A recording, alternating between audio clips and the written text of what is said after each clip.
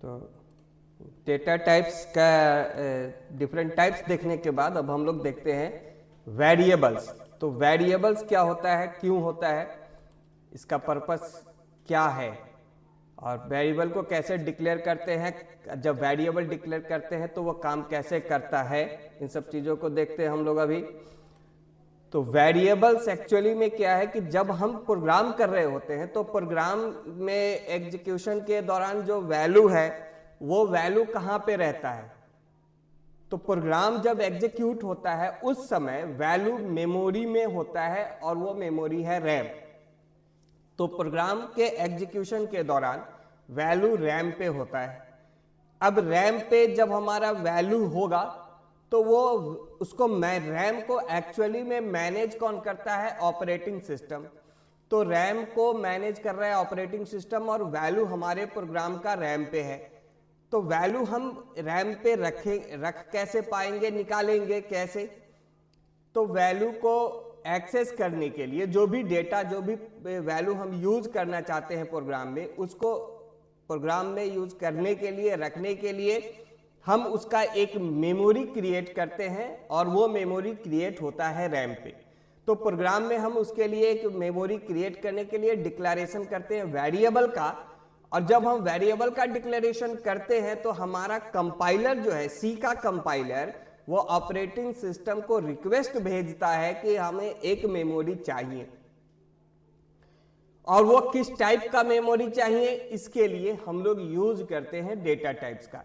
तो वेरिएबल जब हम डिक्लेयर करते हैं तो वो वेरिएबल के डिक्लेरेशन के पहले हम लोग डेटा टाइप मेंशन करते हैं और उस डेटा टाइप का मेमोरी क्रिएट करने का रिक्वेस्ट कंपाइलर ऑपरेटिंग सिस्टम को भेजता है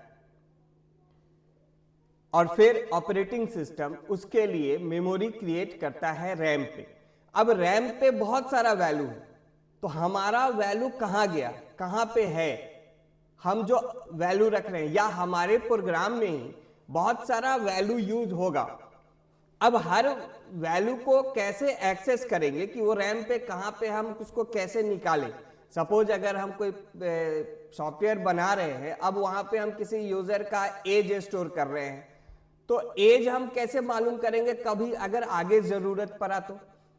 या हम उसका एड्रेस यूज कर रहे हैं तो एड्रेस अब कैसे निकालेंगे। तो इन सब को यूज करने के लिए कि रैम पे वैल्यू कहां गया वो हम नहीं जान रहे हैं, हमारा प्रोग्राम नहीं जान रहा है, वो जान कौन रहा है एक्चुअली में, वो जान रहा है ऑपरेटिंग सिस्टम। तो हम यहां पे एक वेरिएबल क्रिएट करते हैं और ऑपरेटिंग सिस्टम क्या करता है, उस वेरिएबल को एक एड्रेस असाइन करता है रैम के ऊपर। और जब भी हम उस वेरिएबल को यूज करेंगे तो वो उस एड्रेस से वैल्यू ले आएगा या उस एड्रेस पे वैल्यू रख देगा। यानी हम कह सकते हैं कि वेरिएबल जो है वो एक नाम है, एक आइडेंटिटी है मेमोरी लोकेशन का। तो मेमोरी के अंदर जहां पे वैल्यू हम रखना चाहते हैं या हमको जो स्पेस प्रोवाइड किया जा रहा है ऑपरेटिंग सिस्टम से, उस स्पेस का आइडेंटिटी वेरिएबल के रूप में हमारे पास होता है। जैसे ये रैम है, ये जो फिगर दिख रहा है ये रैम है।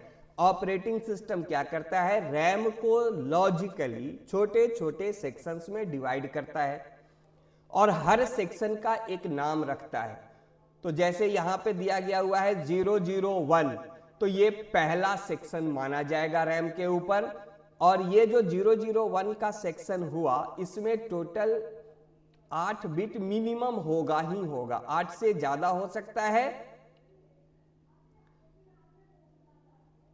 लेकिन 8 से कम नहीं होता है। तो 8 बिट का एक सेक्शन बना।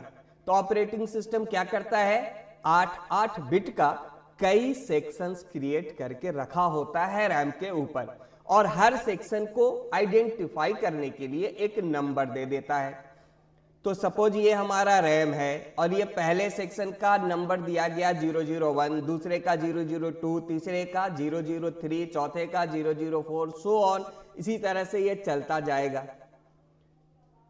अब हम जब प्रोग्राम में कोई वेरिएबल का डिक्लेरेशन करेंगे तो वो कोई एक या दो सेक्शन, जितना भी उसके डेटा टाइप का साइज है, उस साइज के हिसाब से उतना नंबर ऑफ सेक्शन उस वेरिएबल को दे देगा और उसका नंबर लिख लेगा कि वो उस वेरिएबल को कौन सा सेक्शन प्रोवाइड किया गया। जब भी हम वैल्यू रखेंगे, हमारा वैल्यू उस मेमोरी के उस सेक्शन पे जाके स्टोर हो जाएगा। तो वेरिएबल एक आइडेंटिटी है, एक पहचान है मेमोरी लोकेशन का, मेमोरी के उस हिस्से का जहां पे हमारा वैल्यू रखा जा रहा है अभी एग्जीक्यूशन में। तो हम वेरिएबल का जो डिक्लेरेशंस करेंगे वो कैसे करेंगे? प्रोग्राम के अंदर हम वेरिएबल को डिक्लेयर करेंगे। सबसे पहले दो तरीका होता है वेरिएबल के डिक्लेरेशन का। पहला है कि हम डिक्लेयर करके छोड़ दे, वैल्यू नहीं दे, यानी हम एक मेमोरी जनरेट कर ले लेकिन हम अभी वैल्यू नहीं रखें। दूसरा तरीका है कि हम मेमोरी जनरेट करते ही समय वैल्यू भी रख दे। तो जब हम वैल्यू नहीं रखेंगे तो हम कहेंगे डिक्लेरेशन विदाउट इनिशियलाइजेशन।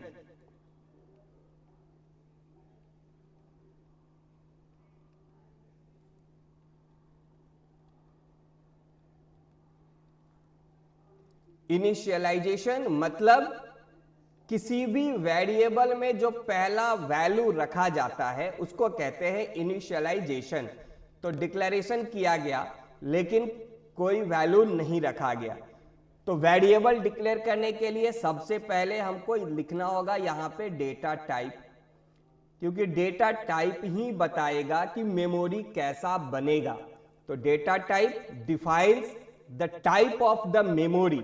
उस वेरिएबल को जो मेमोरी मिलना है उसका टाइप कौन बताएगा? Data type. तो सबसे पहले डेटा टाइप लिखा जाएगा और फिर वेरिएबल का जो भी नाम हम यूज करना चाहते हैं वो नाम दे देंगे। तो इस तरीके से हम डेटा टाइप दिए, वेरिएबल का कोई भी नाम हम दे सकते हैं। वेरिएबल का नाम कोई भी दिया जा सकता है, लेकिन वेरिएबल नेम कभी भी न्यूमेरिकल से शुरू नहीं होगा। वेरिएबल नेम्स के बीच में कोई स्पेस नहीं आएगा, जैसे ए बी स्पेस नहीं चलेगा। ए बी लेना है तो हम ए बी एक साथ यूज करेंगे। 1A हम नहीं ले सकते हैं, ये गलत है। A1 हम ले सकते हैं, यानी पहला जो लेटर होगा वो अल्फाबेट होगा या अंडर स्कोर यूज किया जा सकता है। तो वेरिएबल का नाम कभी भी यूज करेंगे तो first letter must be alphabet और अंडर स्कोर। न्यूमेरिकल बाद में आ सकता है।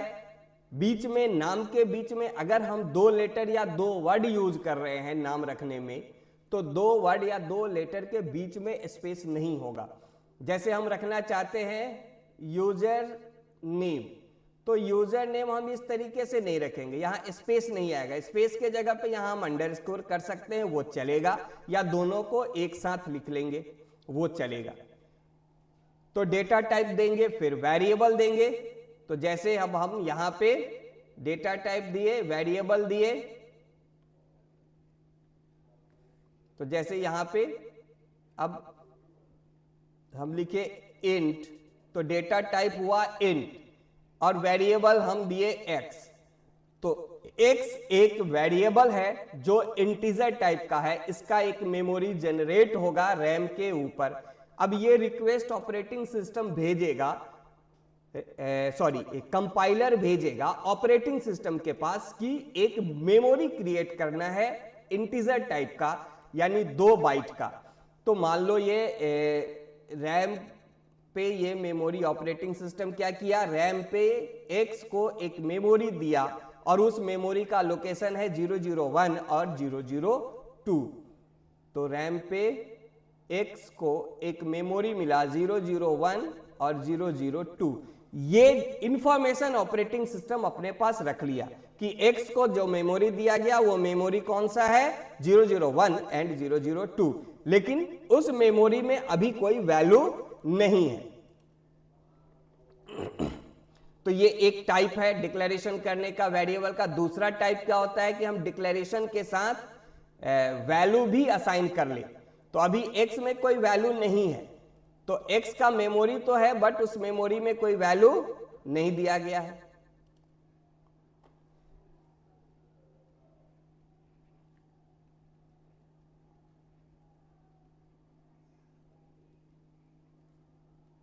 दूसरा तरीका है डिक्लेरेशन विथ इनिशियलाइजेशन, यानी हम वेरिएबल को डिक्लेयर करते समय वैल्यू भी रख ले। तो यहां पे हम क्या करेंगे, हम डेटा टाइप देंगे, वेरिएबल देंगे और इक्वल करके हम वैल्यू भी असाइन कर देंगे। तो जैसे यहां पे अगर हम लिखते हैं इंट y इक्वल टू 5, तो अब यहां पे इंटीजर का एक मेमोरी क्रिएट होगा और उस मेमोरी में वैल्यू भी रखा जाएगा जो कि 5 है। तो यहां पे अब 001 और 002 x को दिया गया है। अब ऑपरेटिंग सिस्टम क्या करेगा, नेक्स्ट फ्री स्पेस में दूसरा मेमोरी क्रिएट करेगा। तो नेक्स्ट फ्री स्पेस यहां पे अब हमारा कहां से हो रहा है, नेक्स्ट फ्री स्पेस हो रहा है यहां पे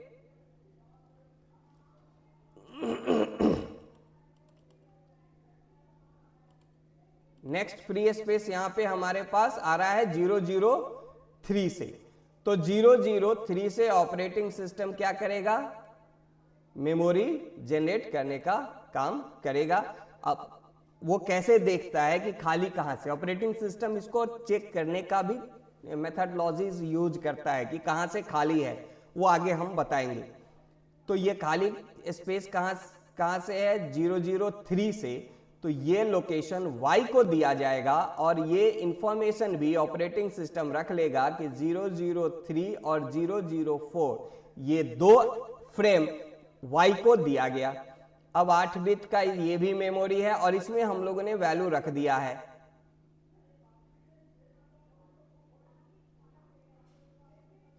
तो वैल्यू रख दिया गया है तो ऑपरेटिंग सिस्टम क्या करेगा, 101 ये वैल्यू असाइन कर देगा और बाकी के बचे हुए जगह पे 00 रख लेगा, यानी 8 यानी टोटल 16 बिट मिलेगा। इंट का मेमोरी साइज कितना होता है, 16 बिट्स। तो 16 बिट मिला, 16 बिट में 5 को असाइन करना है तो कैसे असाइन किया जाएगा इन 101 5 को बाइनरी में रख लिया गया, बाकी जो स्पेस है वहां पे 000 असाइन होता चला जाएगा। और जो लास्ट लोकेशन है वो लास्ट लोकेशन ये पोजीशन किसका है, ये पोजीशन साइन बिट का है। तो अभी वैल्यू पॉजिटिव है तो ये साइन बिट पे क्या रखा जाएगा, साइन बिट पे भी यहां पे 0 रख लिया जाएगा क्योंकि ये पॉजिटिव डेटा है। तो इस तरीके से x और y दो मेमोरी क्रिएट हुआ इंटीजर टाइप का, दोनों को रैम पे स्पेस मिल गया। अब अगर हम प्रोग्राम में कहीं पे भी y को यूज करेंगे वैल्यू लेने के लिए तो 003 और 4 से वैल्यू लेकर के आ जाएगा कंपाइलर और हम उस वैल्यू 5 को यूज कर लेंगे। x पे वैल्यू रखना होगा तो जब भी हम आगे प्रोग्राम में कहीं पे भी लिखेंगे x इक्वल टू 10 या कोई भी वैल्यू, x इक्वल टू 10 या कोई भी वैल्यू लिखेंगे तो कंपाइलर क्या करेगा, x के मेमोरी लोकेशन पे यानी कि 001 और 002 पे जाकर के ये 10 को असाइन करके रख देगा। तो ये होता है हमारा मेमोरी का डिक्लेरेशन ऑफ वेरिएबल्स। यहां तक किसी को कोई दिक्कत?